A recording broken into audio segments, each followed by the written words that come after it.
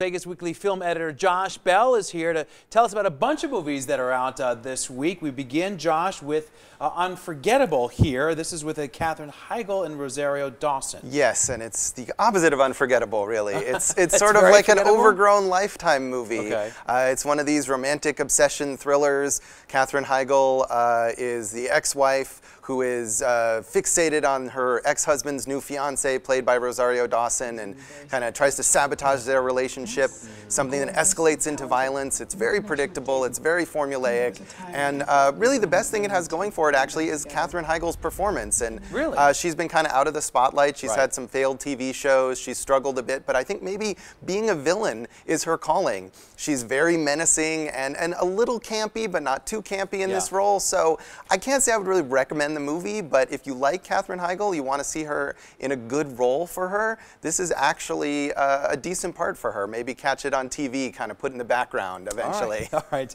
Number 2 on the list here is Free Fire.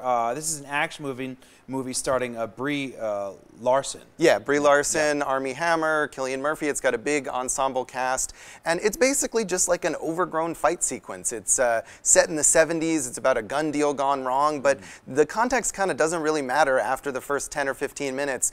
People choose sides, they pick up guns, and they shoot at each other for 90 minutes. And that's pretty much the entire movie. And it's kind of clever and it's kind of fun, but I think it would have been better if it had been maybe half as long, because it's a one-note thing. Drags on a little bit. But you know, it's got a bit of style, and if you like that kind of thing, it's again something that's mildly entertaining, maybe for TV later on. Got it. All right, the final movie we're taking a look at right now is called The Promise. Seen a lot of previews about this one.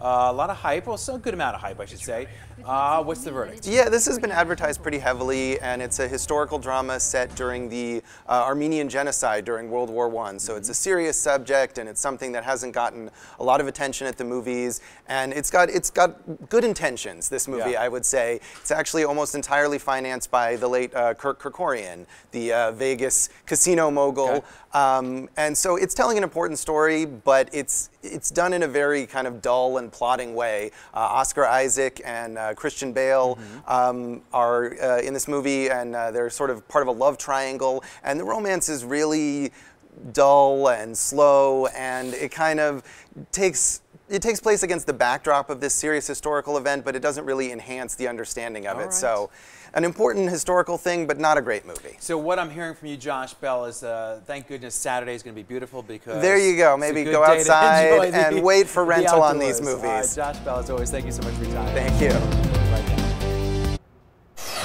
New at midday, police say a naked man was found covered in blood near the desert by Grand